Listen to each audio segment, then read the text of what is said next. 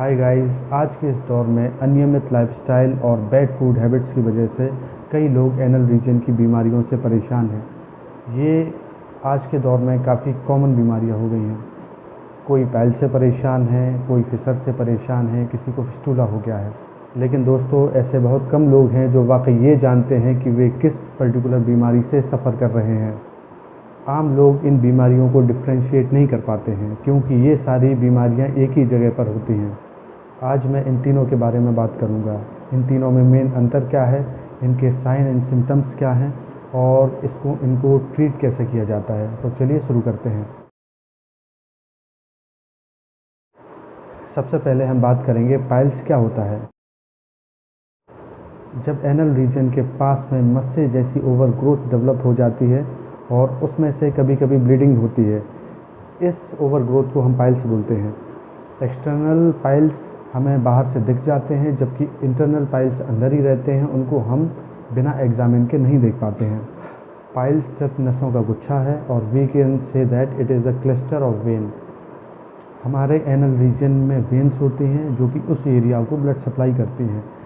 जब भी किसी कारणवश एनल रीजन में कंटिन्यूस प्रेशर लगता है, for example heavy weight lift करना या मोशन के समय ज़्यादा ज़ोर लगाना, ऐसी कंडीशन में कंटिन्यूस प्रेशर से ये वेन डायलेट हो जाती हैं और ओवरग्रोथ बना लेती हैं, एक क्लस्टर फॉर्म कर लेती हैं।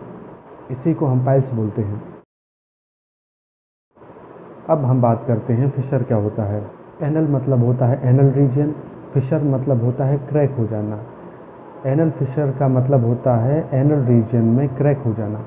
जब भी एनल रीजन का रास्ता किसी कारणों से छिल जाता है, उसमें क्रैक टाइप का हो जाता है, इसी कंडीशन को हम एनल फिशर बोलते हैं। अब हम बात करते हैं फिस्टूला के बारे में। मेडिकल टर्म्स में फिस्टूला को बोला जाता है फिस्टूला इन एनो। फिस्टूला का मतलब होता है ट्रैक्ट और एनो का मतलब होता है anal reason. Guys, anal reason की स्किन में बहुत सारे माइन्यूट ग्लैंड होते हैं जो कंटिन्यू स्टिकी सीक्रेशन सीक्रेट करते रहते हैं, जो कि एनल रीजन को चिकना बनाए रखता है ताकि मोशन ईजिली पास आउट हो सके। लेकिन जब कभी इन ग्लैंड्स में इन्फेक्शन होता है तो ये ग्लैंड्स ब्लॉक हो जाते हैं, जिसके कारण अंदर ही अंदर इन्फेक्शन क्रिएट हो जाता है और पस फॉर्मेशन होने लगती है, जो कि अंदर से बाहर की ओर एक दूसरा रास्ता बना के निकलती है और इसी रास्ते को हम फिस्टूला बोलते हैं। अब हम बात करेंगे कॉजेज़ के बारे में। सबसे पहले हम बात करते हैं पाइल्स का क्या कॉज होता है। पाइल्स का मेन कारण होता है प्रेशर, जो कि एनल रीजन में पड़ता है और इस प्रेशर के कई कारण होते हैं। पाइल्स का मेन कॉज होता है प्रेशर, जो कि एनल रीजन में पड़ता है और इस प्रेशर के कई कारण होते हैं। सबसे पहला कारण कॉन्स्टिपेशन होता है। अनहेल्दी फूड हैबिट्स की वजह से जब हमें कॉन्स्टिपेशन होने लगता है, कॉन्स्टिपेशन में स्टूल हार्ड रहता है। जब भी हम मोशन जाने की कोशिश करते हैं, स्टूल हार्ड रहता है, जिसके कारण हमें जोर लगाना पड़ता है, जिसके कारण लॉन्ग रन में एनल रीजन की जो वेन्स रहती हैं वो स्लोली डायलेट हो जाती हैं और क्लस्टर फॉर्म कर लेती हैं और इसी क्लस्टर्स को हम पाइल्स बोलते हैं। दूसरा कारण होता है हैवी वेट लिफ्ट करना। जब भी आप हैवी वेट लिफ्ट करते हैं तो ये वेट आपके एनल रीजन में एक्ट करता है, जिससे कि स्लोली जो एनल रीजन की वेन्स रहती हैं वो डायलेट हो जाती हैं और प्रोट्रूड हो जाती हैं, क्लस्टर फॉर्म कर लेती हैं और इसी क्लस्टर को हम पाइल्स बोलते हैं। फिशर होने का भी मेन रीज़न कॉन्स्टिपेशन होता है। अनहेल्दी फूड हैबिट्स की वजह से जब हमें कॉन्स्टिपेशन होता है तो हमें मोशन जाने में काफ़ी ज़ोर लगाना पड़ता है। कॉन्स्टिपेशन में स्टूल बहुत हार्ड होता है, जिसके कारण मोशन जाते समय एनल रीजन फट जाता है, उसमें क्रैक हो जाते हैं और इसी क्रैक को हम फिशर बोलते हैं। चलिए अब हम बात करते हैं फिस्टूला का क्या कॉज होता है। फिस्टूला होने का मेन कारण एनल ग्लैंड का इन्फेक्शन होता है।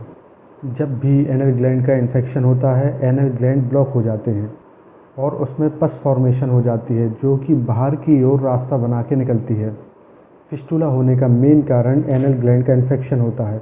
जब भी ग्लैंड में इन्फेक्शन होता है, जिसके कारण एनल ग्लैंड ब्लॉक हो जाता है और उसमें पस फॉर्मेशन होने लगता है, जो कि बाहर की ओर रास्ता बना के निकलता है और इसी को हम फिस्टूला बोलते हैं। आइए अब हम बात करते हैं सिम्टम्स के बारे में। पाइल्स, फिशर और फिस्टुला के क्या सिम्टम्स होते हैं। सबसे पहले हम बात करेंगे पाइल्स के सिम्टम्स के बारे में। पहला सिम्टम है कि हमें एनल रीजन में मस्से जैसे महसूस होते हैं। अगर पाइल्स एक्सटर्नल है तो हमें मस्से महसूस होंगे, और अगर पाइल्स इंटरनल है तो हमें मस्से महसूस नहीं होंगे। हमें एग्ज़ामिन करके उससे पता लगाना पड़ेगा। कभी कभी पाइल्स में मोशन के दौरान ब्लीडिंग होती है। कई बार ये रेयर रहती है, कई बार सीवियर ब्लीडिंग हो जाती है, और मोशन के साथ साथ कभी कभी जलन भी महसूस होती है। अगर हम फिशर की बात करें तो इसमें सबसे मेन सिम्टम है पेन होना।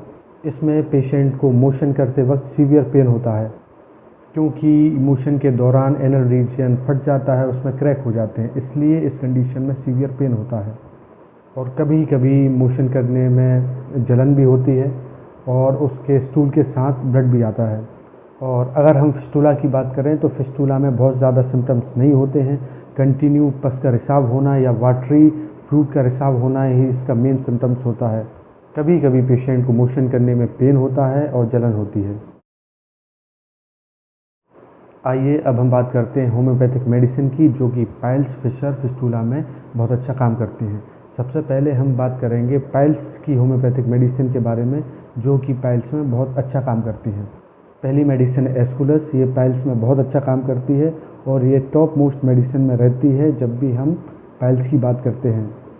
दूसरी मेडिसिन है एलोय सोकोट्रिना, ये भी पाइल्स की कंडीशन में बहुत अच्छा वर्क करती है। तीसरी मेडिसिन है नक्स वोमिका।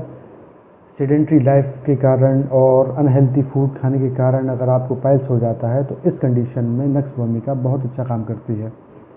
चौथी मेडिसिन है सल्फ़र। अगर पेशेंट को मोशन करने में जलन होती है, दर्द होता है, ऐसी कंडीशन में सल्फ़र बहुत अच्छा काम करती है। अब हम बात करेंगे फिशर की होम्योपैथिक मेडिसिन के बारे में। पहली मेडिसिन है नाइट्रिक एसिड। ये फिशर की कंडीशन में बहुत अच्छा काम करती है। अगर पेशेंट को सीवियर पेन है, इस कंडीशन में नाइट्रिक एसिड बहुत अच्छा वर्क करती है।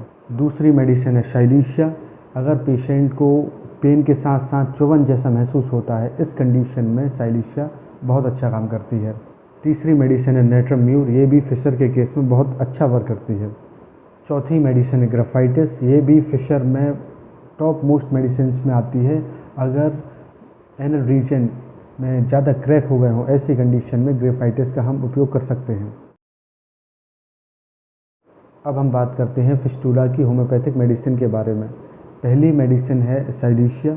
ये फिस्टुला के केस में बहुत अच्छा काम करती है। अगर फिस्टुला में से कंटिन्यू पस निकल रहा है या वाटरी फ्लूइड निकल रहा है, ऐसी कंडीशन में शाइलीशिया का उपयोग हम कर सकते हैं। दूसरी मेडिसिन है हीपर सल्फर। ये भी अगर पेशेंट की प्रोबेबिलिटी पस फॉर्मेशन की ज़्यादा है, ऐसी कंडीशन में हम हीपर सल्फर का उपयोग करते हैं। तीसरी medicine nux vomica. Nux vomica तीनों कंडीशन में बहुत अच्छा काम करती है, चाहे वो पाइल्स हो, फिशर हो या फिस्टुला हो।